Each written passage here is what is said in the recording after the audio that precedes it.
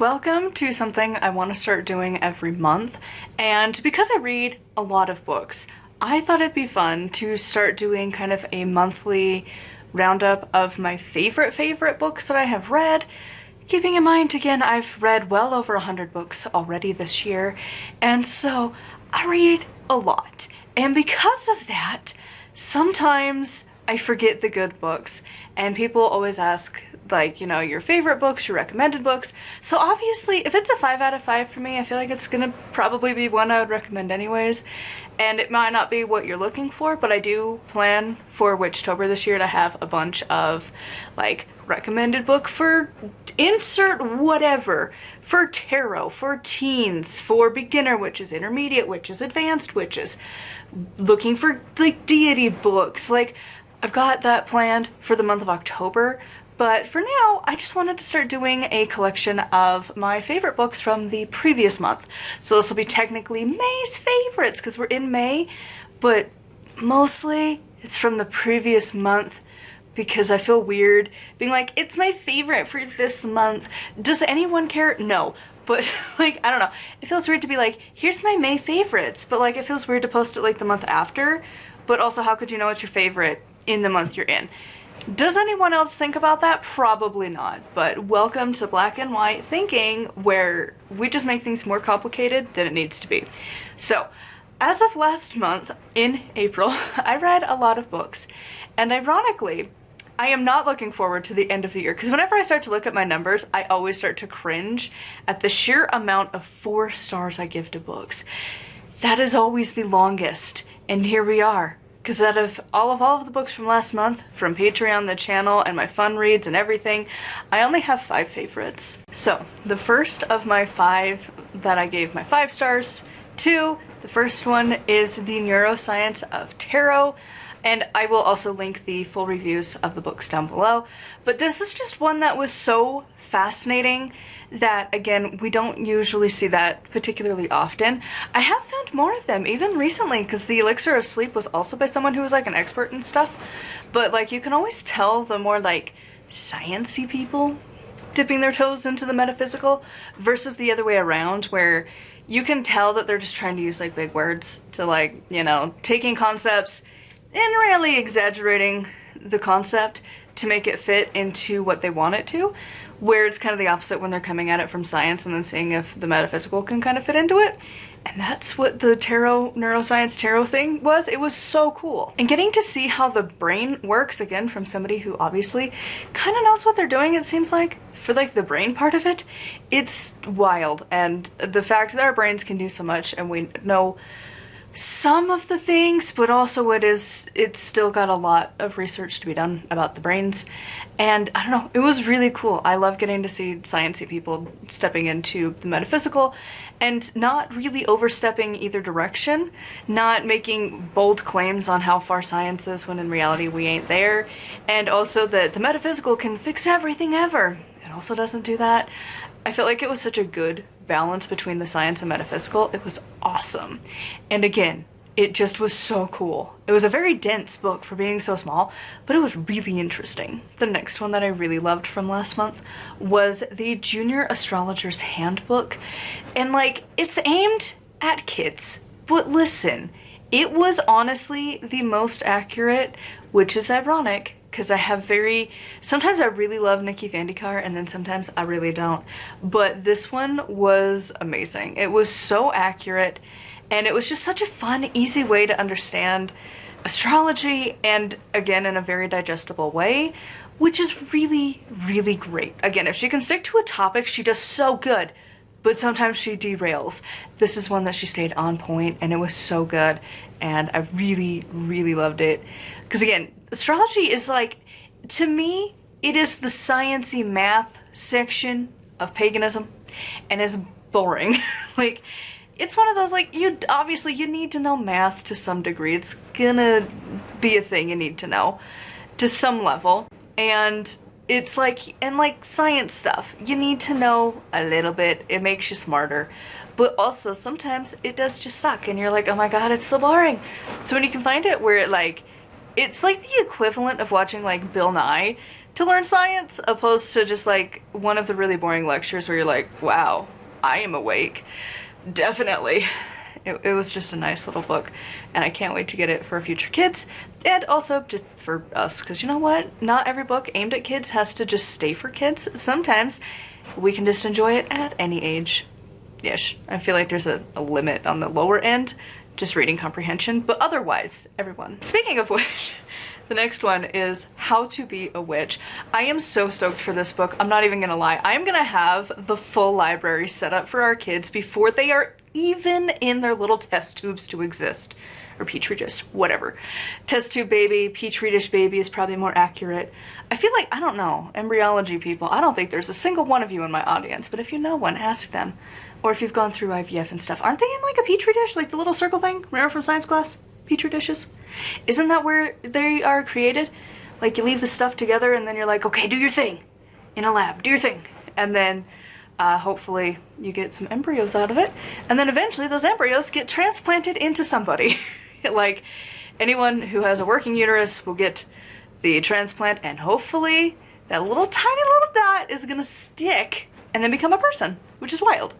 But yeah, so I'm hoping that one day when we're at like that stage, when like we have our embryos, and we've got our surrogate lined up, and then like we have like the home meeting or whatever, it's gonna be like, ah yes, look, don't judge. We just have our entire library for our children ready to go with so many witchcraft books. It's fine. But honestly, this is one of those books that when they're like, what? Really fast, quick read. That honestly is a great explanation into witchcraft. Like, it's just such a cute book. I loved it. And even though our kids will be raised as witches, I think it's just such a fun book to have. And then when their friends or friends' parents get weirded out because they're hanging out with the witches, like, then we can just hand them this book. It's Utah. Are they still gonna probably be hateful people? Probably. But one can hope and dream.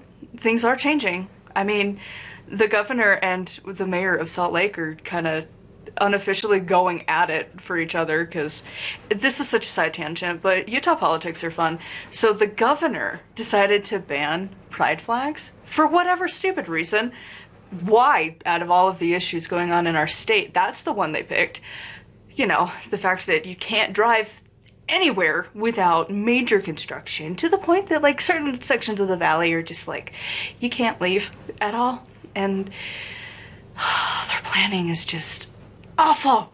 But you know, like there's other things too that's just like, you know, there's bigger issues that we could be dealing with right now, but sure, that's the problem, to have a little pride flag displayed. That's the thing we need to freak out about. So the governor did that, passed the bill, and it's like, oh my god, why? And then there was a lot of protesting. And I think, I don't know if it's still current, but probably, we had like the largest trans flag in the world, because like that was part of the protest. They had this massive flag.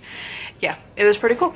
And then the mayor of Salt Lake City was like, I see you, and you are playing checkers and I am playing chess, and went and officially created like legalized flags, because like the law stated that it had to only, like government buildings and stuff could only have like official legal flags.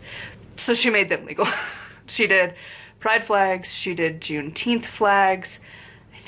I think she made like 4 major flags, and it was like, yeah. So anyways, it'll be interesting by the time we have kids what the political space will be of Utah, because I think we're going a little more not red, and the Mormons are kind of losing their grip on society, or they're just changing their views again and are being a little more tolerant of other people.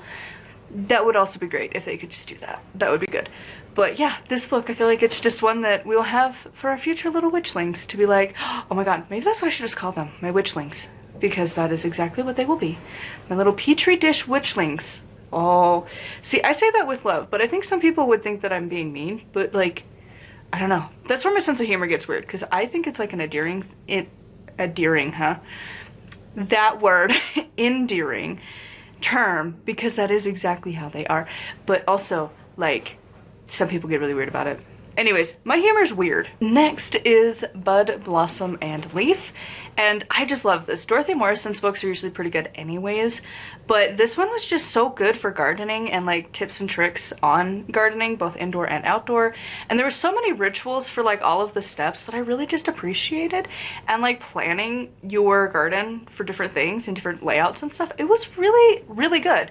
Because a lot of these gardening kind of books are just like slogging through. It was actually really good. Again, it still had some weird sections, because again, seems you cannot have gardening without weird alt health stuff, but I could actually look past it because the other part was that good. And then lastly, only my Patreon peeps will have probably heard of this one, but I loved it and it's one of my new favorites, and I still don't even own a copy, but it was awesome and it's just the cheesiest little book. So it's called Creepy Kitchen, and it is a cookbook that is obviously a spooky cookbook, but it's so cute. The artwork is amazing. The recipes, I would have to adjust like every single one of them, but it's fine. It's mostly the ideas, you know? And I don't know, I think that's the other thing for my future witchlings we will have, because I want to be that cool mom that like, especially during spooky season, but really all of the time, I love the idea of themed cooked meal stuff. Like, I would love to be that mom that like you have like Hocus Pocus on in the background and your house is like, I can always picture it, except it's not a house I live in, so maybe that's the future brain seeing my future house with my little witchlings. But like having the house all spookified with like orange lights everywhere, Halloween decor, you've got like the scentsy things going of like pumpkin spice or whatever, and so your house just smells spooky, and you serve dinner on like cute like Halloween-y plates, and you've got like a grilled cheese where you've cut out the eyes for like a jack-o'-lantern or whatever, you know, just little stuff like that. Or if they end up, for whatever reason, I don't know any kid that would like this, but maybe we have the grilled stuffed pepper things, and you again carve it. That would be really hard. I've never done it, but actually that sounds really complicated. But yeah, like just being that cool mom to have like all of the spooky cool things, and having like just really in general like themed foods for not just the Sabbats but the seasons.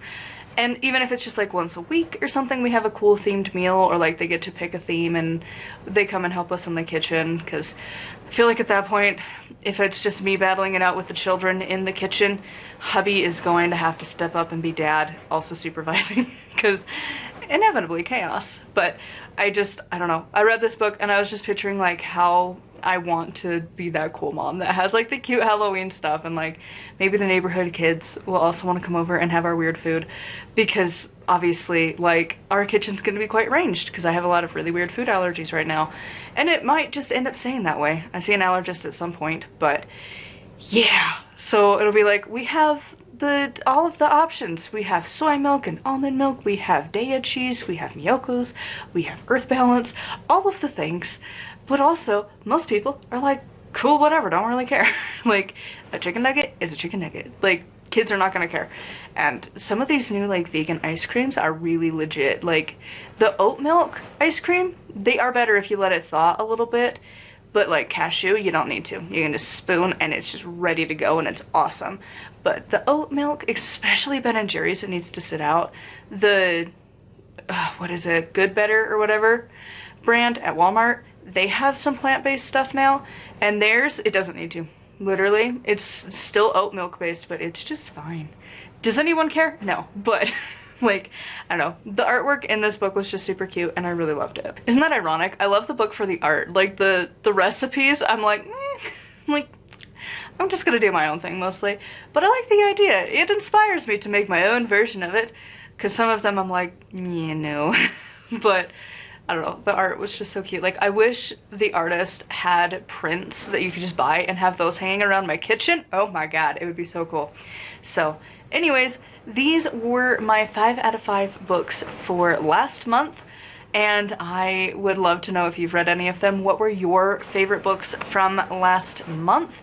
I would love to hear in the comments down below. A huge thank you to my patrons. I've got a bunch of stuff coming up. I revamped my Patreon, so now I am very solid in my plans for it, because I've always felt like iffy on what content goes where, and like it's taken years to get to this place where I'm pretty solid in what I'm doing, and I really like this system. It's going really well. Also, I'm sorry if you can hear the like freaking hurricane that's coming through. It's been really windy, like really, really windy. And supposedly our wind isn't as bad as other parts of the state. And it's like, cool, because like over the mountain, they literally are having trees ripped out of the ground, big trees, and it's like, yay. And it's worse down south. Oh my God. So yeah, if you can hear that in the background, I'm sorry, because the microphone sometimes will pick it up and sometimes not. And sometimes it's obnoxious when you're watching a video and you can hear weird background noise. So if that's going on, I'm sorry. It's been storming for days and it's going to continue for days. And this is my only recording day for several days because I'm taking care of my puppy girl. But anyways, so Patreon, I've now got it set up so the audiobooks are on Sundays, and then I will have on Mondays, Monday Fun Day books. So they are my like just fun reads. They were fiction, and then I've just gotten into some really random ones. Like I messed up my streak of fiction when I listened to Making It So, because I'm like, it's not fiction. But it fits into that category of a fun read. So it's like, cool. It's now just the fun reads. And I've been going through Dolly Parton books, and I'm going through my cozy mysteries. I don't know when it goes up, but I just scheduled the one for The Reckoning of Roku, which is so good. If you grew up on the Legend of Avatar series thing, that one, yep. Really more Aang's story. I haven't finished Korra because I just can't get into it because I don't like the steampunk early 20s vibe. 1920s should specify. Not my thing. Couldn't get into it. I still haven't even finished the first season because I'm just like, I just don't care, and I don't like her as a person. So yeah, but the books are good. I haven't finished Yen Chen, if that's how you're supposed to pronounce it. Yang Chen, whatever, that one, yep. Haven't finished that one. I need to rent it from the library, even though I own it, because if I have a deadline, then I'll read it. And I finished Roku, and I've read Kyoshi. I still think Kyoshi's my favorite, but Roku was a pretty close second. The other one, Yang Chen, whatever, that one, yep. That one's just really boring, and even my husband doesn't like it either, so both of us are like, eh. But yeah, that's Monday, and then on Tuesdays, I have my Witchy and Witch-ish books that are like, it's kind of in the realm-ish books on Tuesdays, and then at the last Thursday of every month is when I will have my goals, reflections, check-in video. And then on Saturdays is when I do my vlogs, random chit-chats. This week I'm going to be talking about my spirit animal because it's been wild. And I'm going through STOW again. I'm picking that back up. Gonna finish it, and maybe life will calm down, because that's what that book's about, is to bring out your shadows. And it's like, instead of shadows, could we just have good things happen? That would be great. So anyways, that's Patreon if you want to check it out. I got stuff obviously all the time, so check it out. Patreon.com/nightwillowcrafts. And of course, here on the main channel, I post every single day. And until next time, blessed be.